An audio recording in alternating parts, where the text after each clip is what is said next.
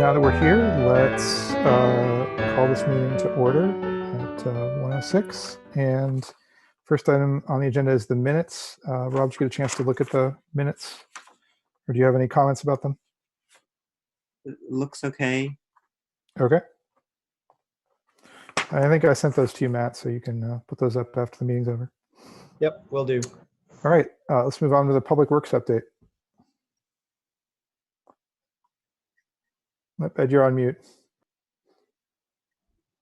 Thank you, Mr. Chair. Good afternoon, everyone. I guess the bulk of my Public Works update consists of snow removal.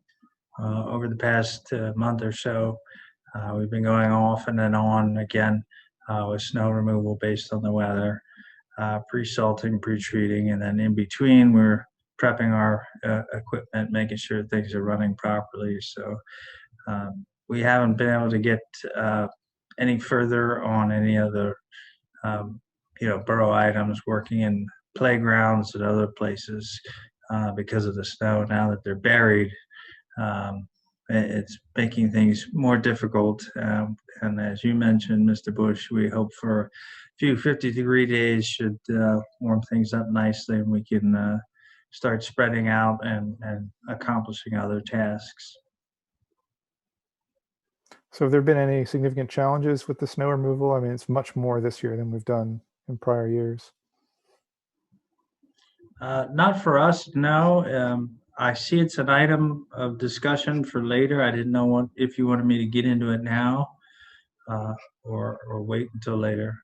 I guess we can just wait till it comes up again. Okay. Okay. Rob, any questions? No, I appreciate, Ed, what the crew's doing, with the small, digger to clear some of the paths and downtown by the station circle. So it's not just all the, street plowing. You're clearing the way for pedestrians. I appreciate that. Thank you. Yeah, we do not intend to block in curb cuts, sidewalk crossings, things of that nature. When it does happen, we try to clear them as quickly as possible, as well as any available parking spaces and places. We try to keep those as clear as possible as well. Great. Okay. Next item is going to be potential action items at the next business meeting. So there's nothing originally on the agenda, but Matt informed me that we've got a potential item. So go ahead, Matt. Yeah, thanks. Thanks, Fred. So I updated the agenda live here. So if you just hit the refresh button, it should show you. But I moved the 2021 road paving project from discussion up to potential action items.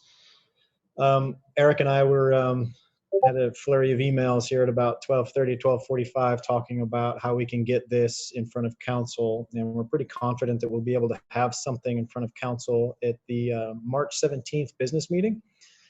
And if you remember way back when I presented the proposed paving plan, the reinvestment plan, we are going to use that as our starting point to start repaving these projects, even though as our conversations have continued from that point where I presented that road paving project to talk about how we can incorporate other things like stormwater and sanitary sewer, curbs, sidewalks, ADA, have a 100% fully comprehensive segment by segment evaluation. Unfortunately, we just don't have enough data to make that 100% from a modeling standpoint.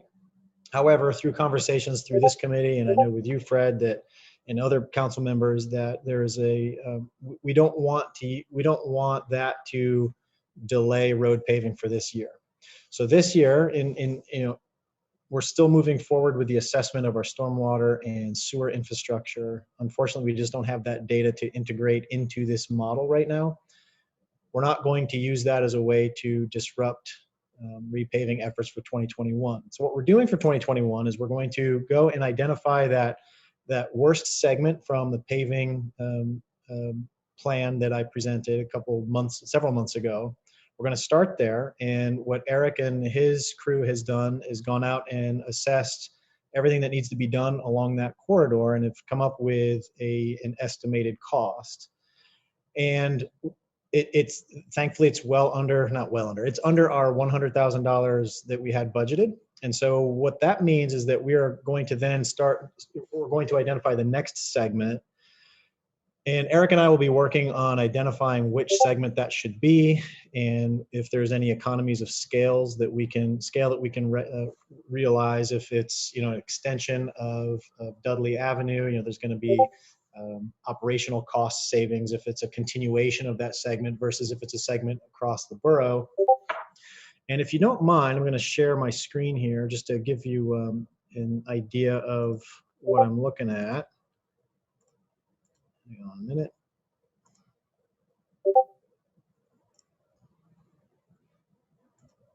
All right, everybody see this? All right, very good. So here's the original, this is a sub-segment of the plan that I presented last year. What we're looking at here is all of the road segments that are the paving reinvestment plan identifies as the worst roads that need in need of repairing in the borough. It's not all roads. As you can see, some of the roads aren't highlighted. Those roads that aren't highlighted just don't fall within the need to be reinvested in at this point. So what it doesn't tell us, so you can see that the 300 block of Dudley Avenue right here. This is the one that this is the worst road segment in Narberth right here. This is the one that Eric and his crew have gotten the plans ready for. And this is what we're looking at along that block from Windsor up to Stewart. It's going to be well within our $100,000 budget. And so now the question is, okay, where do we go from here? So what I did was I took all of these road segments that are in the highest 3 categories. And thankfully, we don't have any in the highest 4.5 to 5. And the only one that's in the second highest is this one in Dudley. All the other ones are in yellow, and that's 2.5 to 3.5. Right? Those are the values. So let's start ranking them amongst themselves. And so if we create a subset of just the 2.5 to 4.5, we can give and segment it into 5 categories. Now we can look at the data ranked amongst itself. And so it's interesting, and I was just starting to look at this like 5 minutes before the meeting. So here's the one that we are proposing that's going to be done. And if we let data lead our decision, help guide our decision making, it would make the most sense to continue Dudley up to Price Ave since it's in the highest category here. Right? And then depending upon what the costs are in this segment, we could potentially even do a continuation up to Sabine. And that's the detail that Eric and I are going to start working on in the next couple of weeks. And we'll have those details better fleshed out prior to presenting that to council. I just wanted to show this committee where my head's at and where Eric and I are going to be looking like we're going to be recommending. And I didn't know if this committee had any questions regarding this plan. Right, so this is based on the analysis that was done of all of the borough streets, looking at condition, and that's correct. And none of these were in the most urgent category, right? So none of our streets were considered incredibly urgent for repair, which is why we've taken our time to make sure we've got a good system in place to do this. We have the luxury of taking a little time. Yep, everything is relative, right? And so even though it may seem as though our roads are in disrepair, really when you assess them, yeah, they might be a little bumpy, but structurally, the worst one is this 200 block of Dudley, which isn't in the highest category. It's only in the second highest. All of the other roads that are in need are in the third highest or the middle segment. Yeah, I mean, I think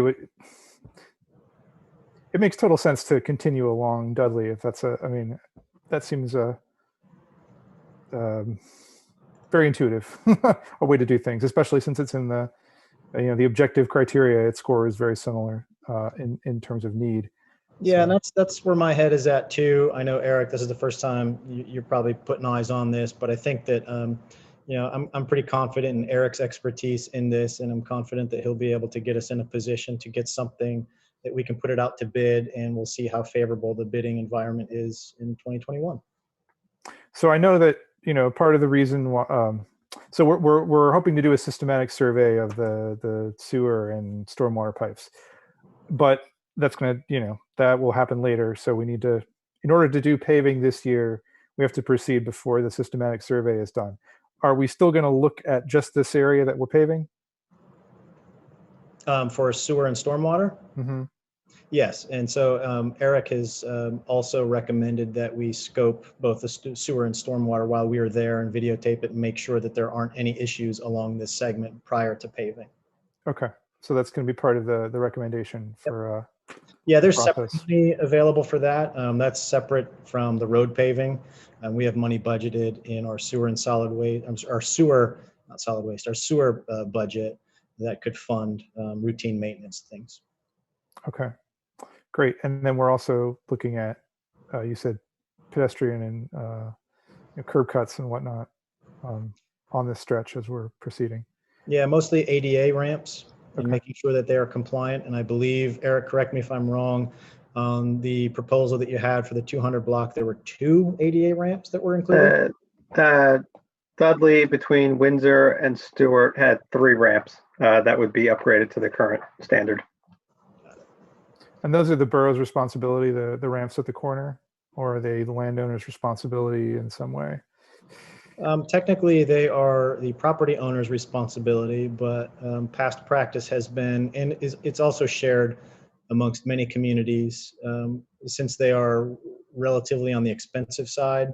The municipality has typically footed those bills. If you remember, it was 2016 or 17, the borough had a project where we went through and replaced 20 some ADA ramps that we got a grant through the county. Okay. So we can also explore some other grant opportunities. It's going to be difficult because that was through Safe Streets or Safe Routes to School, I believe. I can't remember which one of the ones it was. Given that it's a one segment, it's really not going to be cost effective to put a grant out for just 3 ADA ramps. I'm not going to disqualify it, but I just don't want council to get their hopes up that there's going to be a significant amount of funds available for this small scale of a project. Okay, I understand that. I guess what I also envision is code compliance, taking a look at the condition of the sidewalks along this stretch and making sure that the property owner's responsibility, that their sidewalks are cared for, even as we do the sort of the borough's responsibility on the streets and the curb cuts or the ADA ramps. Okay, well, that's something that council can certainly entertain and make as a provision to this. If they want that associated with a road paving project, then they can add that onto that project when we present it next month. It would kind of be a separate thing, as the borough won't be managing that project, but we could, Eric and I can coordinate on what other municipalities do with that. I know currently where I live, our road is getting repaved this spring, and they went through and they marked all of the sidewalks that need to be replaced. So maybe we could do something like that also and have a time frame as to when those sidewalks need to be replaced by. Yeah, or even see if they want to join if we can somehow fold them into the project. If we're doing ADA ramps, possibly the contractor can also be available to the property owners to fix their segments as well. I don't know, whatever makes sense, whatever's makes logistical sense there. If it's easier to just let the property owner take care of it on their own, we can do that. Okay, well, great. I'm glad that this project is on track for this year. I know it's been several years since the borough has done repaving due to a variety of factors, and it's good to be focusing on the street segments most in need and getting them back into action. Core municipal functions, go. Rob, do you have any questions or comments on this? No, I agree. I'm glad to see us move ahead with Dudley, but it still gives us time then, right, to do the complete streets vision that we have for other segments, right? Yeah, and to do the full scoping out of the sewer and stormwater, whatever. All of that is still in the pipeline. Mm-hmm. And if I could just be the voice of reason with that also, is that, when we talk about complete streets as an idea, I'm 100% behind it. it's an expensive undertaking. I just Mhm. want you to always, keep that in the forefront of your thoughts, and that, yeah, I am 100% behind complete streets, but council does need to start getting their heads around how expensive of an investment that will be, and those levels of reinvestment in that infrastructure. I think we are in need of that. And that's just going to take, I think time will be on our side, and that level of reinvestment will be quite costly, but the benefits will be really good. And we have some time to start budgeting for this in the next budgeting cycle. If we could continue to budget for that, and over time increase budgeting for that, for infrastructure, critical infrastructure, including this complete streets idea, that will only enable the borough to be in a better position going forward. Well, we should get a sense. I mean, when you bring this to council, we'll see how much the ADA ramps are going to cost as part of the budget. I mean, that would be the complete streets element here, more or less, is the ADA compatible ramps. So we'll see how much that adds to the project. Fred, that's a really good point. And, I guess complete streets means something different to a lot of people. 100% complete streets, could also incorporate bump outs and dedicated bike lanes. And I mean, how complete of a street are you looking to do? And I guess that's the conversation that I would encourage council to consider, and define what they mean by complete streets, to define it. So therefore it will help us from the administration and engineering side to better budget for it going forward. If council has different expectations of what complete streets means, if you want the 100% Cadillac version of that, where it includes these bump outs and rain gardens and stormwater elements, that's really, really expansive and really, really expensive. I'm not saying it can't be done, but I think council does need to take the time, take a break, to really refine their goals of what they mean by complete streets, and have that vision to enable us on the administrative side to be able to better budget for it going forward. Mm-hmm. Matt, I like what you're saying, and yeah, I mean, it could be different, right? Each street, each segment, it could be this is where we have a bike lane, this is where we don't. So I guess, yeah, I just want to think with you and Fred, everyone, like, how are we going to really kind of do that process? There's so many pieces, but I guess the storm drain inventory will help, right? Because that's a big piece. And then we have the ADA ramps, but the bike lane piece, that's maybe further down the road. I don't think we're anticipating any. I mean, on on different, Dudley. not on Dudley. I mean, on different streets. Like, how would Yeah. we be prepared to pave Windsor and do, the bump outs and bike lanes? Matt, were you going to jump in? I was just going to say yes, amen to that. And I think that the fact that we're doing Dudley Ave, we're starting here, I think it's a good first step for us. And Eric, correct me if I'm wrong, but I'm always looking at any time of reinvestment of this type. We're always looking at complete streets, and whatever complete streets means at that time, whether it be ADA or more expansive. And so I like that we're doing maybe not necessarily the most critical bike-centric route right now to start, to help us see how this process materializes. And it gives council some more time to consider what they want to do for those more bike-centric lanes like Haverford Ave and Windsor Ave. See how it goes, kind of baby steps, see how it goes for this round, see what other things that we need to think about. Whereas then when we go to repave segments of Windsor and Haverford Ave, everybody will have a better understanding of what that means with higher level complete streets along those routes. So the bump outs, are we anticipating putting one of those green bump outs on this stretch of Dudley? Is that part of the plan? Eric, I know you and I had talked about that, and you had some comments about the scalability of that and the cost prohibitiveness of doing it one at a time. I don't know if maybe I'm misinterpreting what our conversation was, but I don't know if you have any other data on that. No, so I would say that the contract we're looking at now is road paving, milling and overlay. It's basically maintaining the road as it is, and tied pretty easily into that is ADA ramps. And they all kind of fit together. Just to install a single bump out, I think that what's good, it would involve a little more time to get that together. Particularly, I'm not sure there's even a storm sewer on this road that would tie into. So I'm not sure it's a candidate, and B, just including like one is not really a viable way to go about the install of a bump out. Even if this road was a candidate, which I'm not sure it was one of the candidate streets anyway.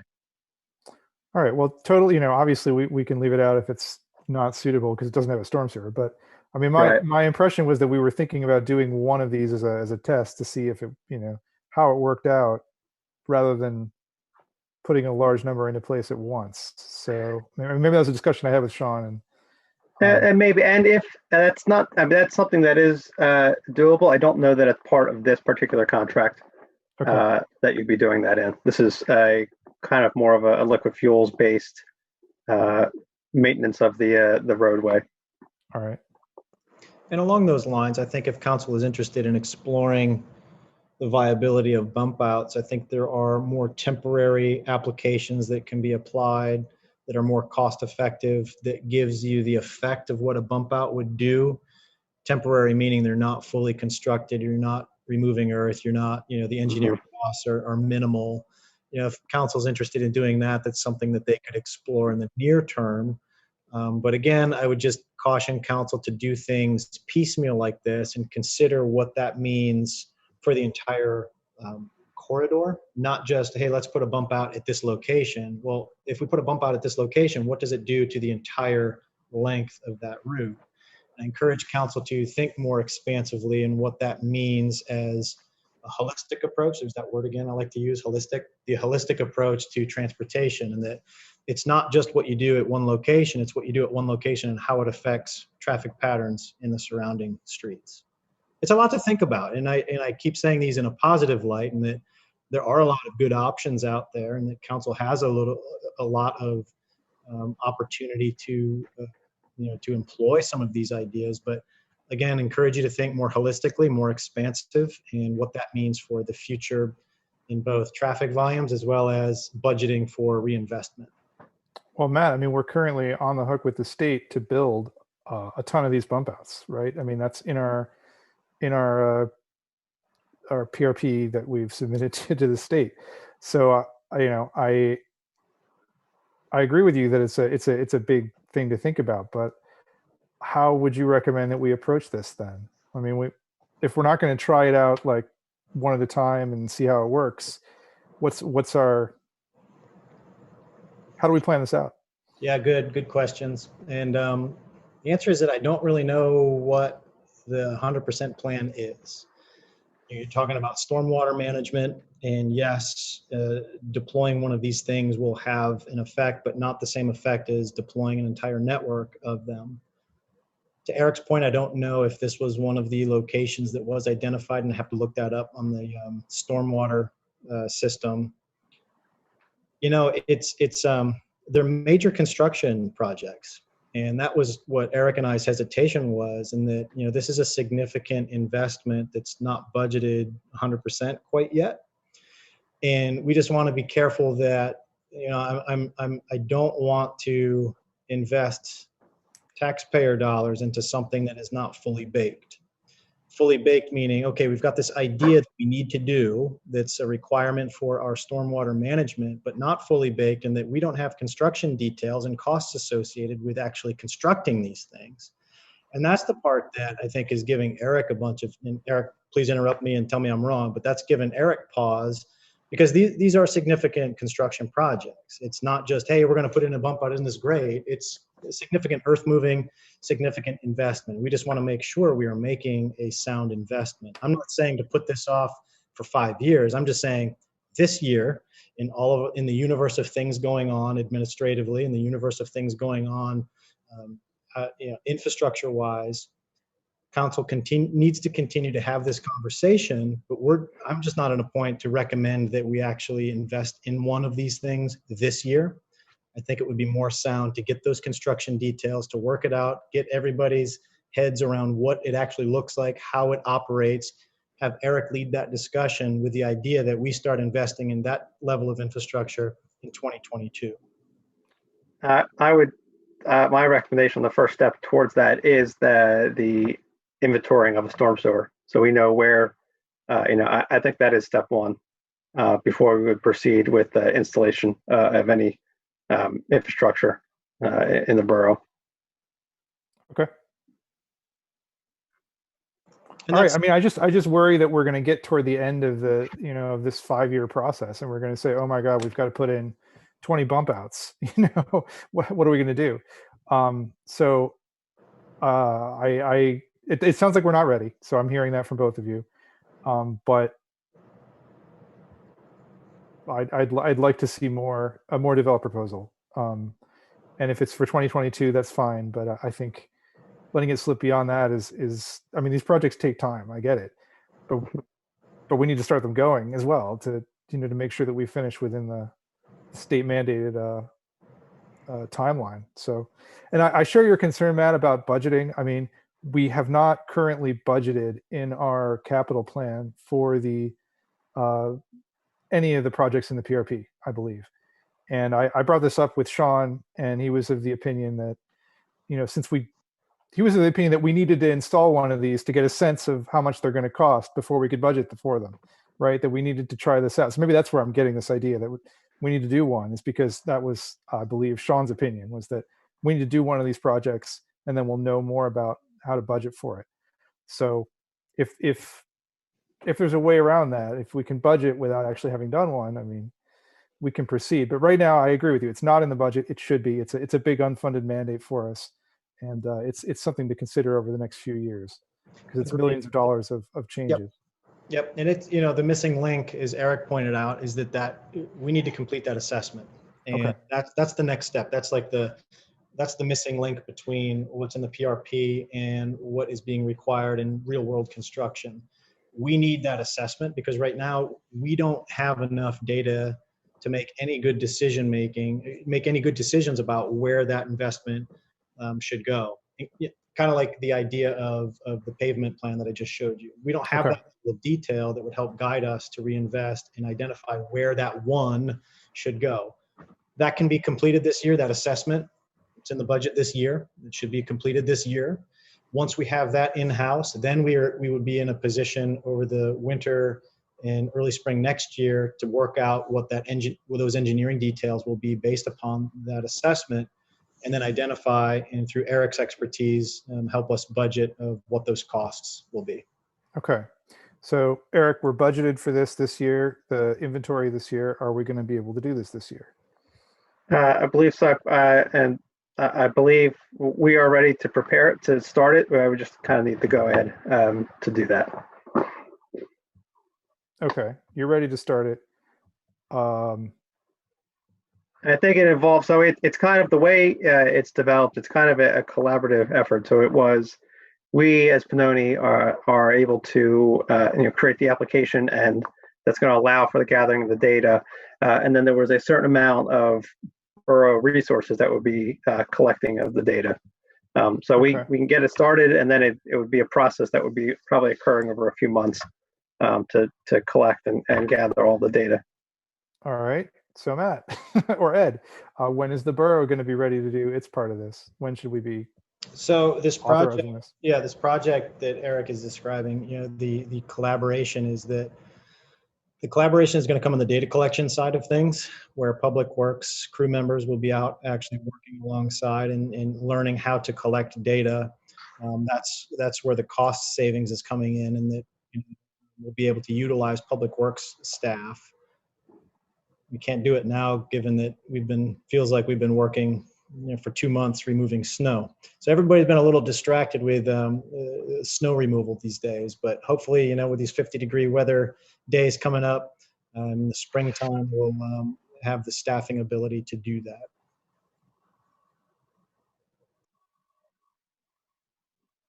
I mean, does council need to do anything here? Are you two just coordinating this between you?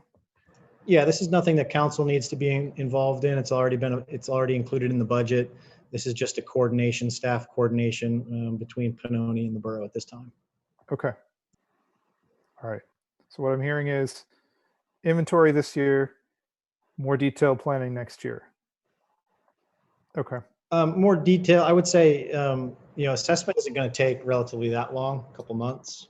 And then once that couple of months expires, that's where the planning starts going in. We're looking at fall. I'm just thinking it through in my own head, looking at late fall, early winter for the planning part of it, and then maybe be in a better position. And that would link into next year's budgeting and capital plan budgeting also. And next year we can think about the construction details. Yeah, because we won't be doing any construction till the spring of next year, probably nothing in the winter. Okay. Okay. All right. Well, thanks. That's helpful for me to try to plan this out in my head. Okay. Rob, any questions or feedback on this before I move on? No, that's good. Thank you, Matt and Eric. All right.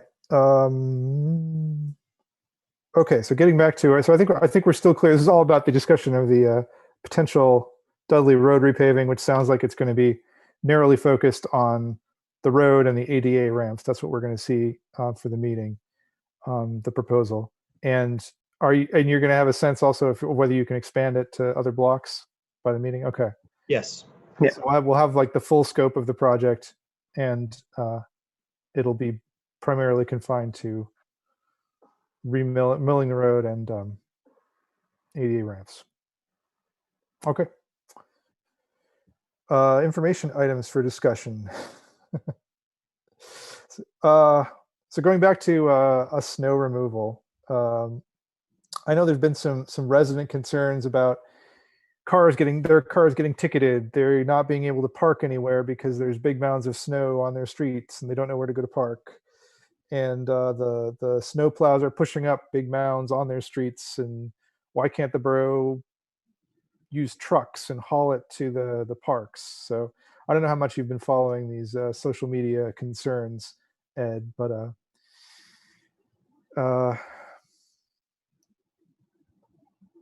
it's not okay. How can I phrase this in a useful question? Why doesn't the borough use trucks to haul snow out and bring it over to the parks?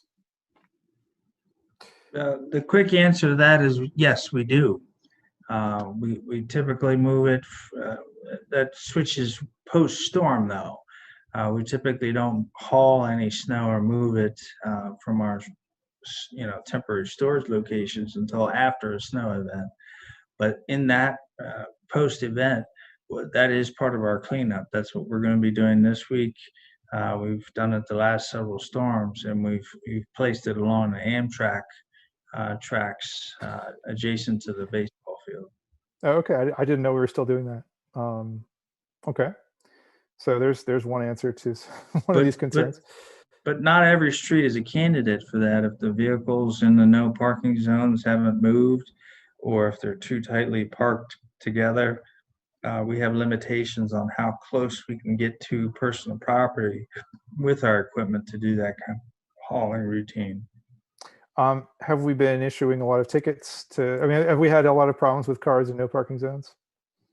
I can't comment on the totals of that. The Chief Gallagher would be able to answer that for you. I do know tickets have been written. The enforcement again falls back on the police department. And have the borough parking lots typically been clear and available for people to park at if they're in need of a parking space? Yes, that's correct. The metered lot uptown usually doesn't get as much participation because it's a metered lot. Overnight parking, things of that nature do occur, but we typically will have a good clearing of those lots. And then, of course, the municipal lot down behind our building is cleared regularly. All right. So if you need a parking spot, the borough's parking lots are available to you and are clear. Well, hopefully we're past the storm anyway, but it's good to know. Yeah, Fred, if I could jump in also, and that the answer is that yes, we can start hauling snow or have pay to have it done, but it's a significant cost, and that's just not something that I'm comfortable budgeting for, because most of this snow removal has been unbudgeted, and I want council to be aware that our snow response is going to come at a pretty big cost, and it's it's not like a one and done type of storm, but what we've been getting are these continued storms. That first storm, Ed, was like what, some 50 some hours of straight precipitation. 3 full days, yes. So, these costs are going to be exorbitant. And so the short answer is that, yeah, we could do that, but at a pretty great cost.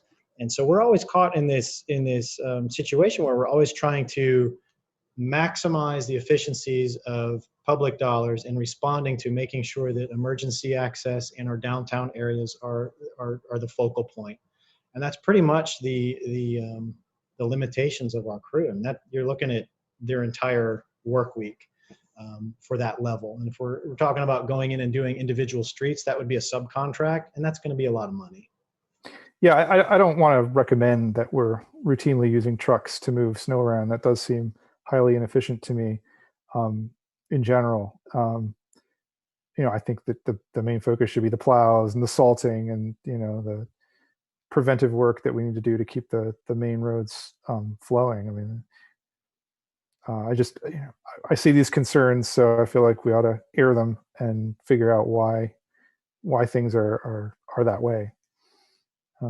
So in this case, I'm with you, Matt. I think that we're not going to send public works crews with flamethrowers to clear streets because it could work, but that actually yeah, kind of fun. Well, in Texas, we used to use them to clear like cactus and stuff. You'd take your flamethrower out to deal with the cactus. So they're multitaskers. Okay. Let's move on to the streetlight issue, which Matt, you raised with me earlier. But yeah, thank you. This was a late game day decision here. So it had come to our attention that the borough streetlights that are downtown, the decorative lights that are downtown, have not been on PECO's grid since they were installed in the early 2000s. Long story short, we've been getting free electricity for all these years. It was brought to PECO's attention a couple of months ago when one of their subcontractors was doing a pole replacement on Forest Avenue.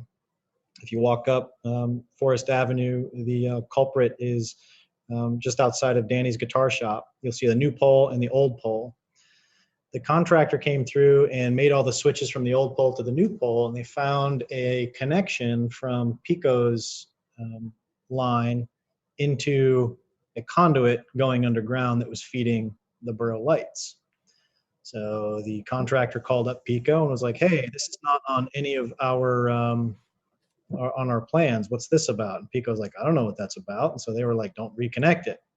So Forest Avenue, half a block of Forest Avenue has been without lights since this time because PECO has not authorized the reconnection because it was an illegal connection. That's expanded into the entire circuitry of our downtown streetlights. There are, our best guess, 5 to 7 connection points. There might be more, I can't remember right off the top of my head, more connection points where the borough's circuits connect to PECO's. And PECO has said, look, there are 2 options. You can either put them, identify where these connections are, and we will put them on a streetlight account. All of the borough streetlights are on a streetlight account, which is governed differently through the PUC than a typical metered account. Or they need to be metered. The or is where we are at. They have to be metered. You're going to say, why do they have to be metered? Because each one of our light standards downtown also incorporates a receptacle. Each one of those light standards, next time you're downtown, look up and you'll see a receptacle at the top that Christmas decorations, holiday decorations get plugged into, other decorative lights get plugged into. Given that those receptacles are on the same circuit as a street light, they cannot be included on a streetlight circuit. Therefore, they all have to be metered. So that means every single one of those points where we jump off of a PECO line, we have to install a meter, and it has to set up on an account, and we need to start paying for that electricity. So what I've been trying to get my head around is that design. and I've been working with Pannoni, the borough's engineers, on this problem. In that, the aesthetics of I'm concerned about the aesthetics of downtown. I don't want to see all of these electric meters on every pole where there's an electrical connection. It's just going to be unsightly. It's just not going to look how downtown Narberth needs to look. And so the solution is to reconfigure our circuit that would minimize the number of electrical meters and put them in a place that is as inconspicuous as possible. That's the Reader's Digest super condensed version of the story. There are many more details included, and I don't want to bore this committee with them. If you're interested in having more background, please give me a call and I would be able to talk for the next hour on it. It's complicated. Long story short, Pannoni has, about an hour ago, forwarded me a best estimate of what we're talking about from a construction standpoint. This will need to be done ASAP. Given that we are a municipality, PICO has been gracious and that they understand that the circuits are still not on an unmetered, or still on an unmetered circuit. They said, look, we're not going to turn off your lights as you are a municipality. This is a public safety issue. However, you need to rectify this situation ASAP. So they've been working with us to get this plan, and we're pretty confident that we have a plan that will get us a solution. And the best estimate is going to be roughly, this is an estimate, $80,000, 80,000. And this also includes the expected retrofitting of all of our streetlights to LED. It includes and incorporates all of those things.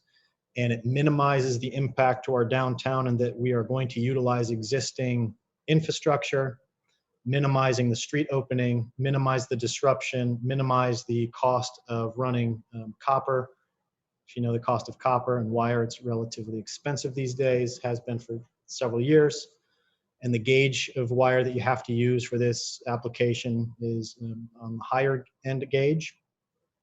So I'm pretty confident that Pannoni and their electrical engineer side of things, a streetlight design engineer, I know I'm botching the title, sorry, Eric. I'm really confident in their work, and we've dug up these plans from 2002 to our best knowledge, kind of know where the circuits go, want to utilize what's there and yet modernize it and enable us to design a thing that will meet PICO's requirements and yet help us create a more aesthetic solution to a complicated problem. I wanted to introduce that to this committee, and that it happened overnight. It's been the past couple of months, but I did not want to bring it up to council until I had all of the details of a possible solution. And I feel like we're at the point where we actually do have a solution now. And I would like to start this discussion at this committee. And Eric has provided me a really good explanation of it. And that cost can change based upon what we see and actually find in the field, but based upon the plans that we have, our best guess is going to be starting at $80,000 investment. So I have concerns about this. There's no way for us to work with PICO and just pay like estimated fees, like to say, here's the streetlights, we'll pay you, come up with they estimate meter reads all the time. There's no way to have a more formal estimation and pay that instead of, this kind of metering. So yeah, I've asked these questions. I've tried presenting them creative solutions as well. Their response to me, and I've talked to several different people higher up going on. We're talking about a political liaison. We're talking about an engineer, multiple levels of PICO. And their response is the same, is that since this is a public utility, it's governed by the Pennsylvania Utility Commission, and they're not allowed to do that. Okay. We can't just turn off the extra outlets that are on the decorative posts. Right. And so that would be a solution, in that we would then have to pay a contractor to come in and disconnect all of those receptacles. But then all of the tree pit receptacles that we also use for our special events are on this same circuit. And so damned if you do, damned if you don't, in that if we go and pay a contractor to remove those receptacles from the street light and then move all of the street lights to the street light circuit, we still then have a problem of we won't have any outdoor receptacles downtown. And if we do, we still have to pay for some, and if we still want to maintain them, we will then have to pay a contractor to come in and install receptacles downtown, still on a metered account. All right. Now you said that the proposal that you have from Pannoni incorporates somehow the LED lights. What's the connection between that and the LED lighting project? Good. So anytime you're talking about electrical circuits, you're talking about load. Current load are non-LEDs. And so when you go and design an electrical circuit, you need to know how many fixtures are on a circuit, what their highest load weight is going to be. If we retrofit them to LEDs, the load is drastically dropped. Therefore, it helps us. It enables us to have more fixtures on a single circuit. So it benefits the borough. That means it Right. puts us in a better position to utilize the existing infrastructure. Okay. But do we have to wait until the LEDs are installed then to do this if we're going to be assuming the lower load? Okay. And I think timing wise, this is not going to be a, hey, let's put this out to bid and we'll get it done next week kind of deal. This is a complicated project also. Okay. So how do we get the forest lights back on? We have to do all of this before they're going to turn those back on, or is this like a good faith thing and they'll turn it on as soon as we... I've asked. The solution was, hey, you could connect a generator up to it. That was their All right. I said, So- no. So my other thought, okay, so question for Eric. Let's say Pannoni had done this project 20 years ago and now we found out that it's wired in this dubious fashion. Is Pannoni responsible as the contractor for this?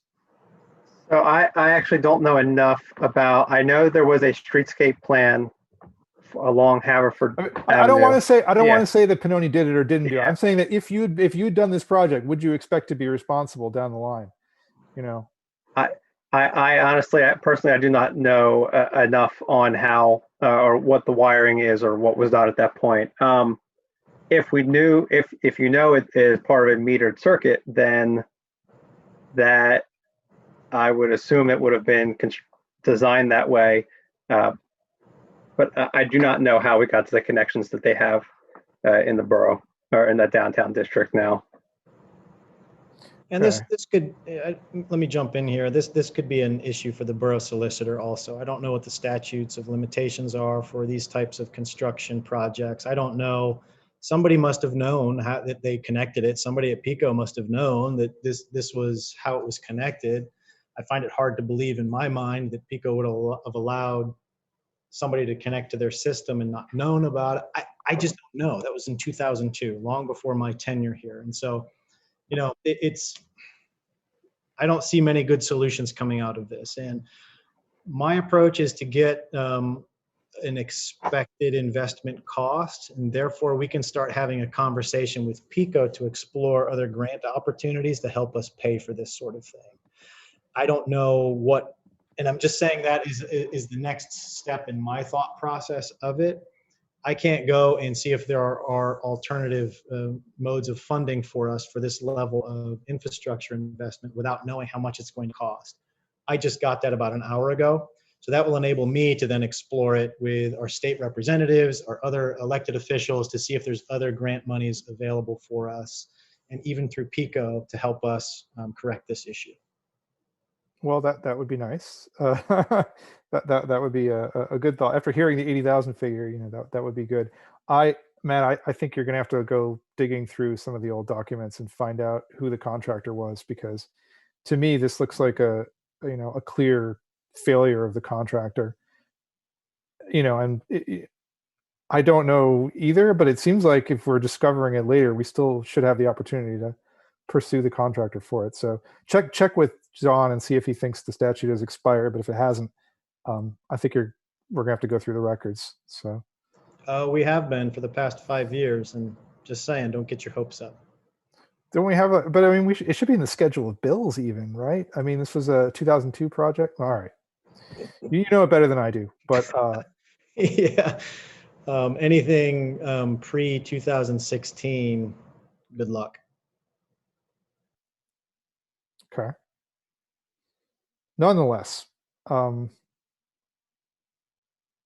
if the record exists, I feel like the contractor is responsible for this, and we should pursue that if it's legally feasible. I mean, we'll bring it to council and see what everybody else thinks and what the solicitor thinks. But that's my initial reaction to this: is that whoever put this in should be responsible for the repair. Yeah, I mean, that can be a separate conversation, right? The reality of it is that it needs to be done, and regardless of who has to pay for it. That's another conversation. So we can explore those options. I see Rob says he's got to get moving here. So Okay, I'm sorry, Rob. Yeah, we can't have the lights off. We can't have street lights off in the downtown area. That's not an acceptable public safety outcome. So I agree with you that it needs to move. So you're going to bring this to the full council at the business meeting then this month? yes. Okay. All right, Rob, do you have any? You have to be gone. What's your time? Yeah, I have students at 2. Sorry. Oh boy. All right. Let's see. I can give a pretty quick update on all of the ongoing project updates. Go for it. They're moving. They're going forward. We're just waiting for the weather to break. Okay, including the EV? Yes, we're just And- waiting for the snow to get out of here. All right, all 4 of those outgoing things. Okay. We did not get our traffic engineer here, so we can't really talk about the procedure for traffic requests, but you're working with him, Matt, to set up a procedure Yes. and should be over the next couple months. Yeah, he'll be at the next infrastructure meeting. And so we Okay. can continue to talk about that with him. So my apologies. We were expecting the traffic engineer to be here to discuss the issue, but since he's not, we're going to put that off till next month. Yeah, he had a personal issue that came up at the last minute. So Okay. I hope So everything is okay. We've got sidewalk repairs. I think we can put that off for the moment because that might be more than a few minutes. So let me open this up to public comment. And Rob, if you need to take off. Carol Marie, looks like you're unmuted. I am. I just want to make several comments. One, you had asked about trucking snow down to the playground. And historically, the storm of 1993, maybe the 2006 storm, that was done. And it was mounted onto the park, and the kids had a grand time sledding on the park with the big hills. But consequently, it killed the grass because of all the salt and the snow. So just as a historic, I'm sure, Ed, you know about that historic problem. My other question to you all is, when is Elizabeth Beckett going to be giving her next report? That is not currently on any agendas, so I don't have any information about that. Now, is she still working on the project? Matt, do you have, what's our status here? I believe council made the decision not to continue with her services. Yeah, I just wasn't sure if that had been finalized. Yes. So, yeah, So okay. what does that mean for the project? It is on hold. There will be everything's on hold right now. There are not going to be any decisions made for the time being. Okay, and before any decisions are made, there'll be public meetings? I can't say what the process is going to be, but you'll know. We'll announce things. If we start considering this again, we will announce everything. And right now we're not discussing the issue as a council. All right, that is good to know. And also with the, there's no development firm or anything hired. Nothing is happening with that project? No, there are no. We haven't hired anybody else. All right. What hiring stuff is public information. So we would have to do it at a public meeting. We'd have to, announce a hire. So you'll hear about it. All right. Speaking of hire, has a new borough manager been hired? No, we're in the process Okay. of And then- interviewing folks. All right. How many candidates do you have lined up? I'm not sure we can really discuss the details of the process, but I mean, we had something like 30 applications, I can tell you. Okay. And then on the procedure for traffic requests, At the last Borough Council meeting, it was suggested that I'm the only one on our block who's complaining and commenting about the number of one-way cars. So we have a petition from our street. It's been signed by the residents. It's coming into council. We'll send it via our attorney to your attorney, to council, to the office, and to PennDOT, because we feel that this is such a important issue. We had 10 cars yesterday, wrong way down the street. And it is, and invariably people say, I had no idea, because there is no intermediary marking between, if they miss that first one way, do not enter, then there is nothing directing traffic that they're going the wrong way until the very end. And at that time, when they get to Montgomery Avenue, you can't see it because you're sitting in your car and it's so far above your head and you're going the wrong way. So we are actively pursuing getting on the schedule for having our street with an expedited review. Okay, this is the Sabine Park Association's attorney, or the Yes. what is okay?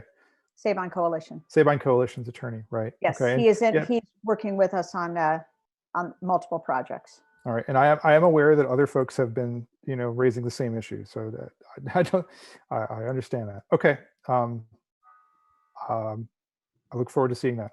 All right. Okay, thank you, Carol Marie. Mr. Bordeaux, do you have a comment?